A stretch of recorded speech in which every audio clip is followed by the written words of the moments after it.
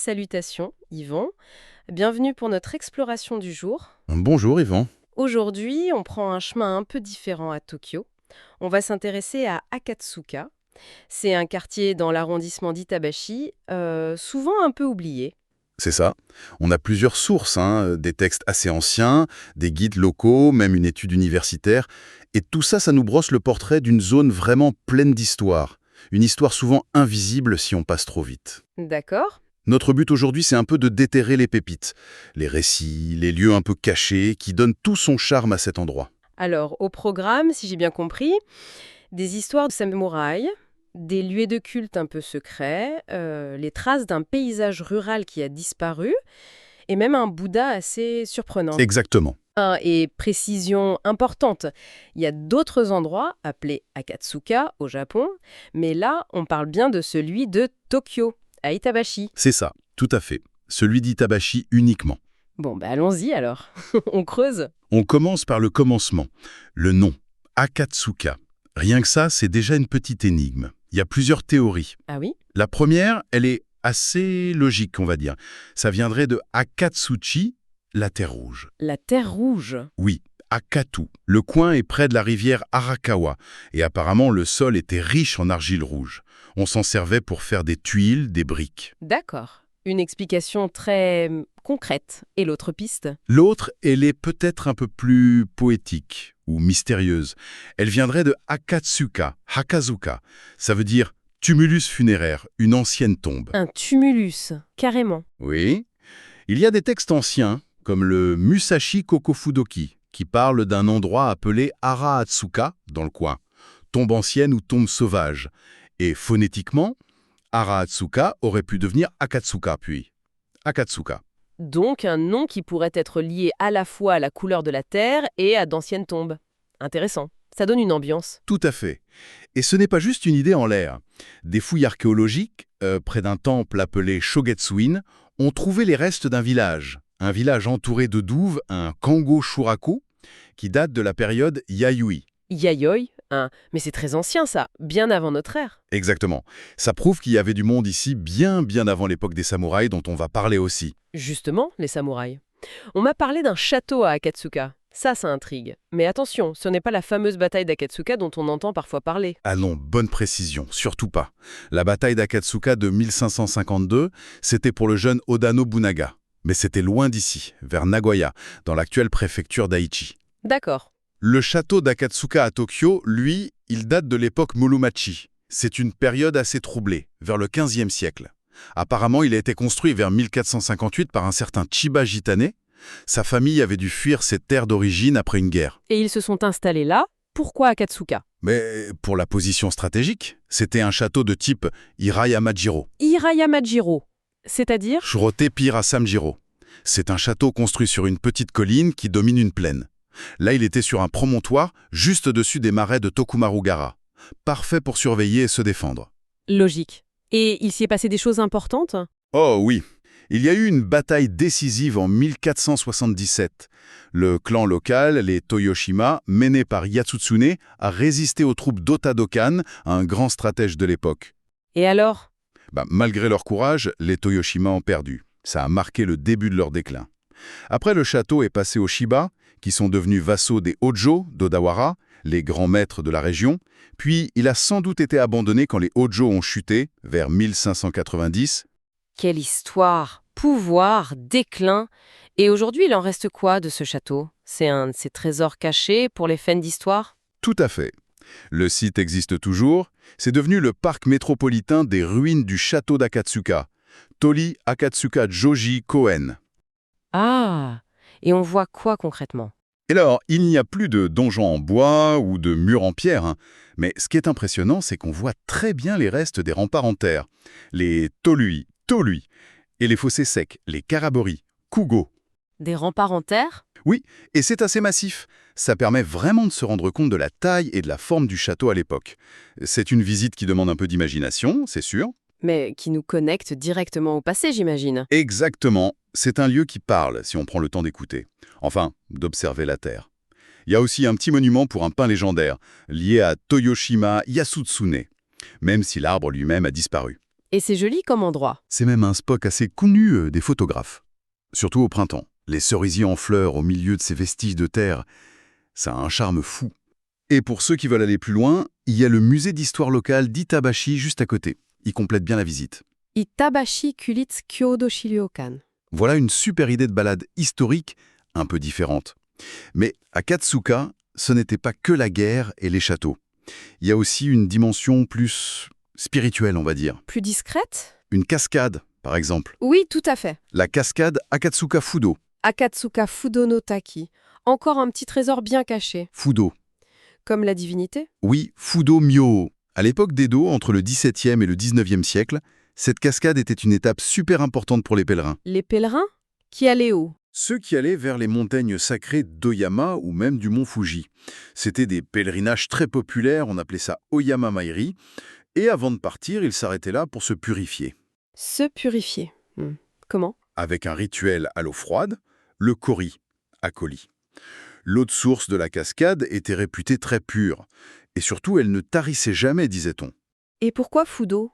La légende raconte que le seigneur Shiba, celui qui a construit le château, vénérait une statue de Fudo-myo, près de la source. Aujourd'hui, avec l'urbanisation, le débit a beaucoup baissé, c'est sûr, mais elle coule encore. Incroyable. Elle fait même partie des 57 sources célèbres de Tokyo, et elle est protégée par l'arrondissement. C'est un petit coin de paix vraiment surprenant, coincé entre les maisons. Une pause fraîcheur dans le temps et l'espace. J'aime beaucoup l'idée. Et alors, cette histoire de festival très connu, lié à des rizières qui n'existent plus, là, ça devient vraiment intriguant. Ah ça, c'est une histoire assez extraordinaire de mémoire et d'adaptation. Il faut imaginer qu'autrefois, Akatsuka s'était couvert de rizières, les Akatsuka Tambo. Akatsuka Tambo. Des rizières. À Tokyo, Oui. une vingtaine d'hectares quand même. Elles appartenaient au départ au domaine d'un clan très puissant, le clan Maeda.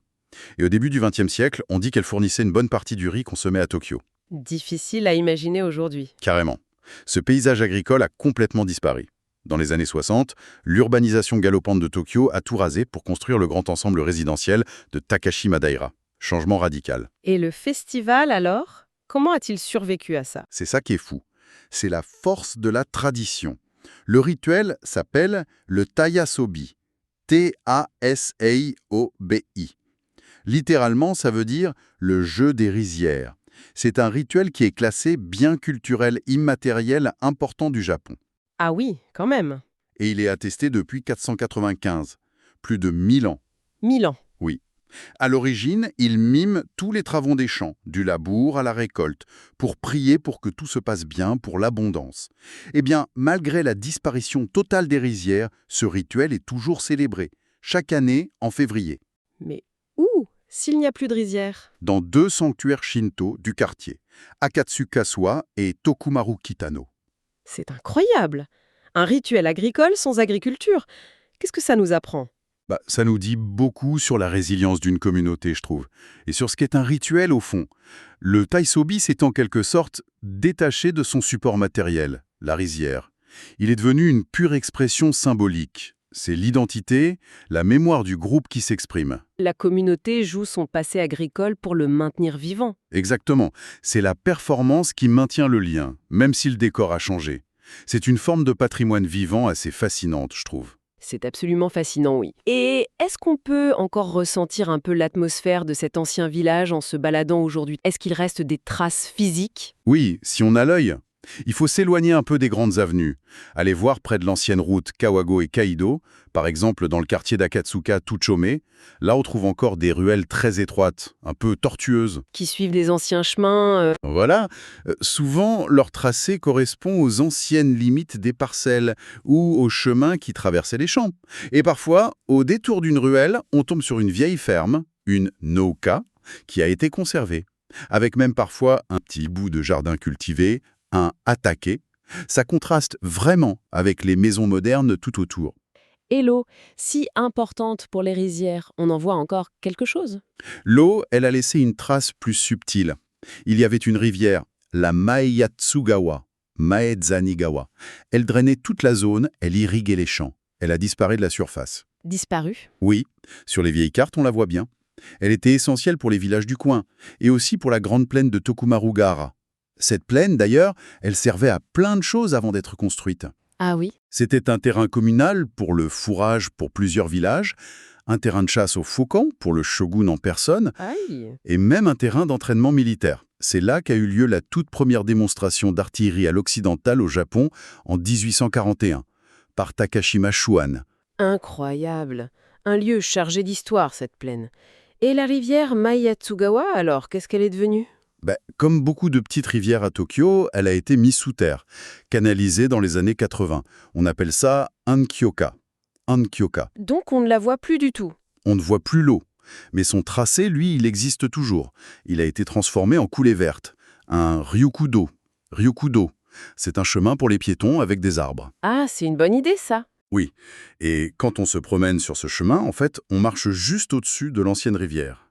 C'est une façon de garder la mémoire du lieu tout en l'intégrant à la ville moderne. Marcher sur une rivière oubliée. Encore une expérience un peu spéciale qu'offre Akatsuka. Et juste à côté, il y a Narimasu. Ce quartier aussi a un lien avec Akatsuka, non? Tout à fait. Narmasu, qui est un quartier bien identifié aujourd'hui, c'était à l'origine un village qui faisait partie du domaine d'Akatsuka.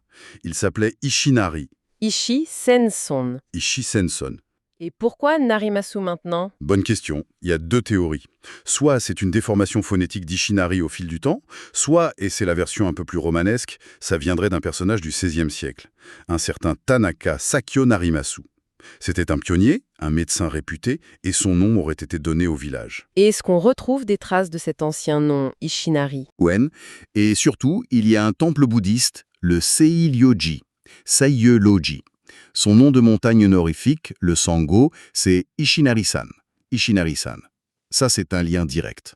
D'accord. D'ailleurs, ce temple a joué un rôle important. Il a accueilli l'une des toutes premières écoles primaires de l'arrondissement, en 1876. Et juste à côté, il y a le sanctuaire Ikawa, Ikawa Jinja, qui conserve un arbre très ancien et vénéré, le Chichi-Okame Jubodain. La déesse mamère. Oui, c'est ça. C'est lié à des croyances populaires pour la guérison, l'accouchement. Encore une strate d'histoire locale, de croyances populaires. C'est vraiment un millefeuille historique, ce quartier. On gratte un peu et des couches d'histoire apparaissent. Pour finir notre exploration, on fait un grand saut dans le temps. On arrive à quelque chose de beaucoup plus récent, un Bouddha géant. Ah oui. Mais ce n'est pas un de ces très vieux daibutsu comme à Nara ou Kamakura, c'est ça? Non, pas du tout. C'est le Tokyo Daibutsu. Tokyo Daibutsu. Il est au temple Jorenji. Et il date seulement de 1977. 1977, ah oui, c'est tout récent. Très récent pour un Daibutsu. Mais il est quand même impressionnant, hein. Il fait 13 mètres de haut. En bronze. Et qu'est-ce qui le rend particulier à part sa date? C'est surtout pourquoi il a été construit. C'est ça qui est assez émouvant et, je pense, unique. Il n'a pas été commandé par un empereur, un shogun, pour montrer sa puissance ou sa piété. Non. Alors pourquoi? Il a été érigé pour une raison mémorielle très forte, pour commémorer les victimes de deux énormes traumatismes qu'a vécu Tokyo au XXe siècle. Le grand tremblement de terre du Kanto, en 1923, Oui. et les terribles bombardements de la Seconde Guerre mondiale. Ah, d'accord. C'est donc un mémorial moderne, en fait, qui prend la forme d'un Bouddha traditionnel. C'est exactement ça. C'est un monument pour se souvenir et surtout pour prier pour que de telles catastrophes n'arrivent plus jamais. Alors c'est vrai qu'on le cite parfois comme l'un des 3 grands Bouddhas en bronze du Japon, avec Nara et Kamakura. Oui. Mais son histoire est radicalement différente. Il n'est pas tourné vers un passé impérial lointain. Il est ancré dans la douleur, mais aussi dans l'espoir du XXe siècle. Il porte un message de paix qui vient directement des tragédies vécues par les habitants de Tokyo. Ça change tout. Ce n'est pas juste une statue imposante. C'est un symbole très humain, très proche de nous finalement. Tout à fait. Ça montre que l'histoire, elle continue de s'écrire, que de nouveaux monuments peuvent naître, avec le sens et les préoccupations de leur propre époque. Et ce Tokyo Daibutsu, il est devenu un lieu de recueillement important, une création moderne qui a vraiment trouvé sa place à Akatsuka. Franchement, quelle richesse dans ce quartier d'Akatsuka. On est parti des origines du nom, entre la terre rouge et les vieilles tombes. On a vu les ruines touchantes du château des samouraïs, Oui, la cascade secrète des pèlerins, ce rituel incroyable qui survit à la disparition des rizières, les chemins qui suivent les fantômes des rivières. Et on termine avec ce Bouddha du XXe siècle, chargé de mémoire.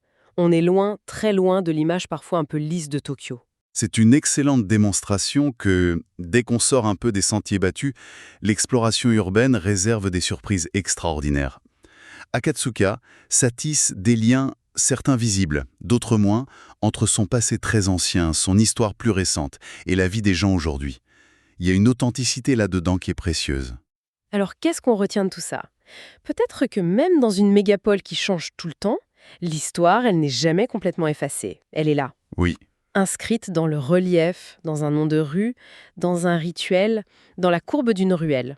Il faut juste peut-être réapprendre à lire ces signes. exactement. Et ça nous amène peut-être à une dernière réflexion, une sorte d'invitation. Quel récit oublié, quel lieu chargé d'histoire ou simplement de sens se cache peut-être juste autour de nous, dans notre propre environnement quotidien. Hmm. Souvent, l'aventure, la découverte, elle commence au coin de la rue, si on prend juste le temps de regarder un peu différemment.